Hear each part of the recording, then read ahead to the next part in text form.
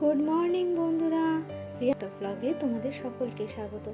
তো উঠে পড়েছি বেশ অনেকক্ষণই সকালবেলা, আর ছাদে এসে সকালের মুহূর্তটা উপভোগ করছিলাম।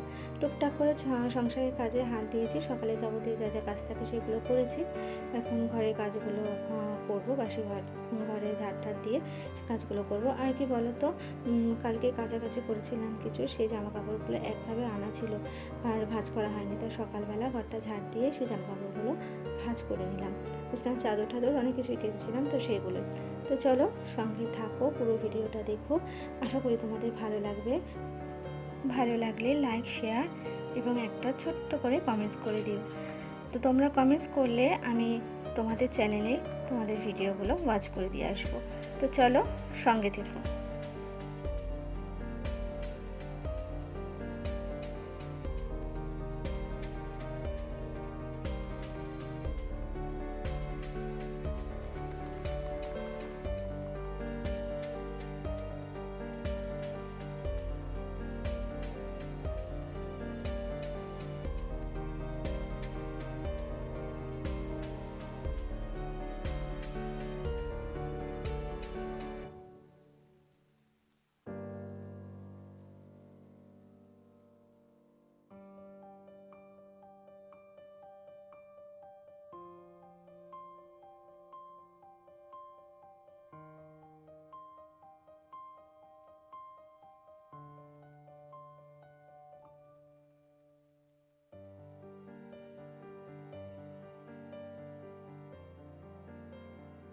সকালবেলা এসে বাসন টাসন মেজে সব কিছু করে রেখে গিয়েছিলাম নিচে,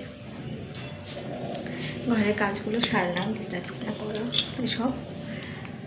তো চা খাইনি এখন, আজকে রোববার, তো একটু চা করবো, চা খাবো। চলো দেখতে থাকো।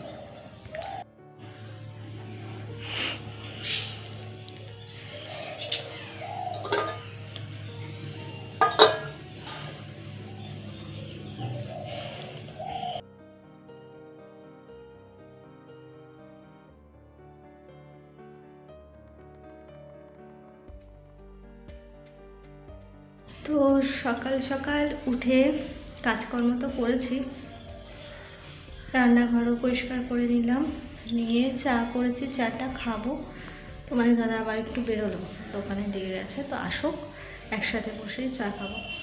আর শরীরটা না এখন ম্যাচ ম্যাচ করছে, কেন বলো তো, কালকে রাতে ঘুমটা ঠিক মতো হয়নি, মানে জানি না কেন, এক একদিন হয় এরকম, তো ঘুমটা ঠিক করে হয়নি।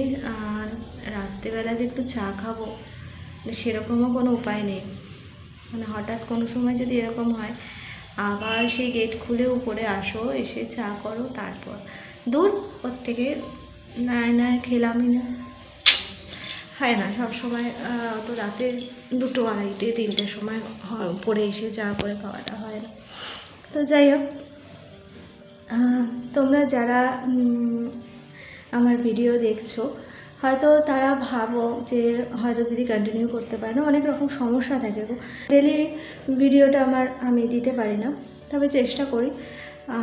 কেন বলো তো, কারণ আমার তো কোনো হেল্প নেই, আমাকে ভিডিও করতে কেউ হেল্প করবে, বা ধরো আমার ঘরের কাজে কেউ হেল্প করবে, তোমাদের দাদাভাই করে খুব কম, ছেলেকে পড়াতে হয়, সংসারের কাজ খুঁটিনাটি সম্পূর্ণটাই আমার। ছোটো থেকে ছোটো, আমি একটা কাপ যদি রাখি, সেই কাপটা সরিয়েও আমাকেই রাখতে হবে। যদি তোমার দাদা রাখে তো ভালো, ও খুব একটা পারে না, মানে কাজ সবই পারে কিন্তু করে না, এটা হলো ব্যাপার। যেহেতু আমি করি তাই ও করে না, আর আমিও খুব একটা প্রেশার দিই না, ও নিজের থেকে যতটা পারে করে, ঠিক আছে। কারণ আমার মতে ছেলেদেরও কাজ শেখাটা উচিত, যেটা আমি আমার সন্তানকে কখনোই না করি না, আমি আমার সন্তানকে ছোটো ছোটো কাজ করাই। তো ছেলে হয়েছে তো কী হয়েছে, সংসারের কাজ সবার জন্যই সমান আমার কাছে, সংসারে থাকতে গেলে সকলকেই কাজ করে মিলেমিশে থাকতে হয়। তো সেই কারণে আমি আমার ছেলেকেও কাজ করে, এবং আমার হাজব্যান্ডও রান্নাবান্না সব পারে। আমার শরীর খারাপ হলে কিন্তু আমার হাজব্যান্ডই করে, তো অসুবিধা আমার হয় না। কিন্তু কী বলো তো, তবুও তো ব্যাটা ছেলে তো, বাইরে কাজ করে আবার ঘরে আমি প্রেশার দিই না, যতটুকু নিজের থেকে করে তো করে, এই হলো ব্যাপার। আর শরীরটা সত্যি কথা বলতে কালকে একদম মানে একদমই না আমি দুপুরে একটু ঘুমোতে পেরেছি, না রাতে ঘুমোতে পারলাম।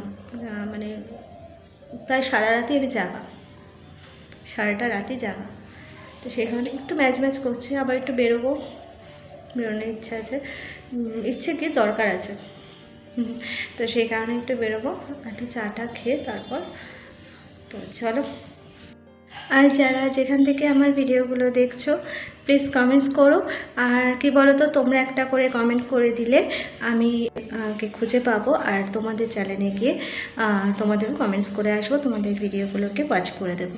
তো চলো, যারা যেখান থেকে দেখছো তারা তাড়াতাড়ি আমার ভিডিওগুলোকে লাইক, শেয়ার ও সাবস্ক্রাইব করে দিও, সঙ্গে থেকো। তো চলো, আবার পরে আসছি। তো ভেবেছিলাম বাইরে থেকে এসে রান্নায় হাত দেবো, তারপর ভাবলাম না, আগে রান্নার কাজটা মিটিয়ে একটু লেট হোক, বেলা হলে একটু পরেই বেরোবো আর কি।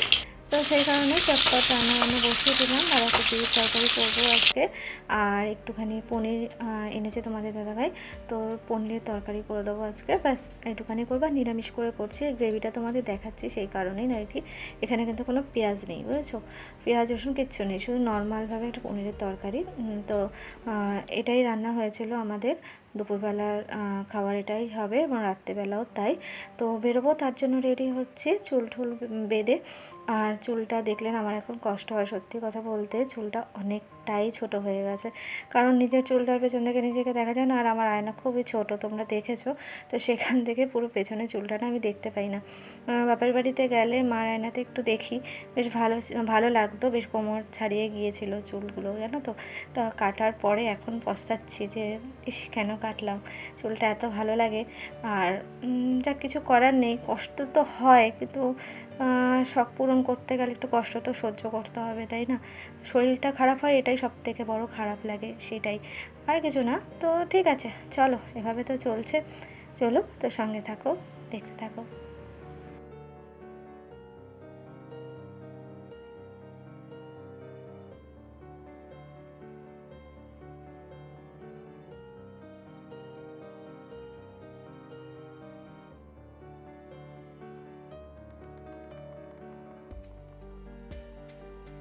আর এই যে চাটা দেখছো, এটা কিন্তু আমাদের সেকেন্ড লটের চা, কারণ রান্নাবান্না করে আর একটুখানি চা ছিল, তো সেটাকে গরম করে তোমাদের দাদাভাইয়ের আমি আরেকবার চা খেয়ে নিলাম। তো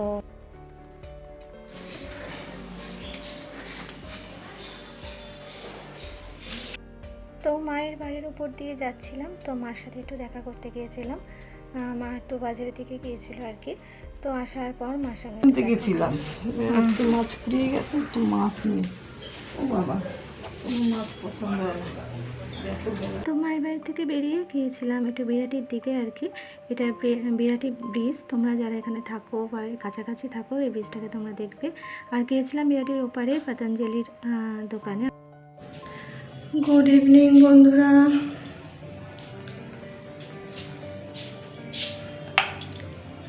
গুড ইভিনিং বন্ধুরা।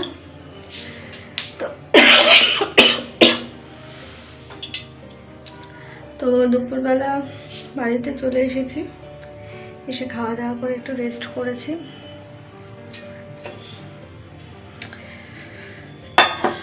তো এখন করবো একটু চা করে একটু চা খাবো, মাথাটা খুব ধরেছে। বললাম না কালকে ঘুমাইনি সারা রাত, দুপুরবেলা শুয়ে ঘুমিয়ে পড়েছি। চাটা করি, পরে আবার কথা বলছি তোমাদের সাথে।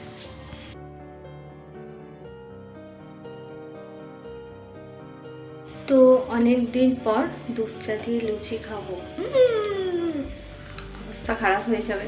তো ইচ্ছা করছে একটু খেতে, খাই, সচরাচর খাই না, গ্যাসের প্রবলেম, কিন্তু ইচ্ছে করছে আজকে খেতে। আর শীতটা তো প্রায় যাই করছে, তো সেই কারণেই চাটা কতদিন খাবো তার ঠিক নেই, ভীষণ ইচ্ছে করে আর কি। একটু শীতকালে চা খেতে বেশি ভালো লাগে, বিশেষ করে দুধ চাটা, গরমকালে খুব একটা ভালো লাগে না। এখন কি বলো তো, মাঝে মাঝে ইচ্ছে হলে তখন খেলাম, কিন্তু এই যে নিয়ম করে খাওয়া দুবেলা চা, সেটা কিন্তু গরমকালে হয় না খুব একটা। তো যাই হোক, চলো একটু চাটা করে নিই চটপট করে।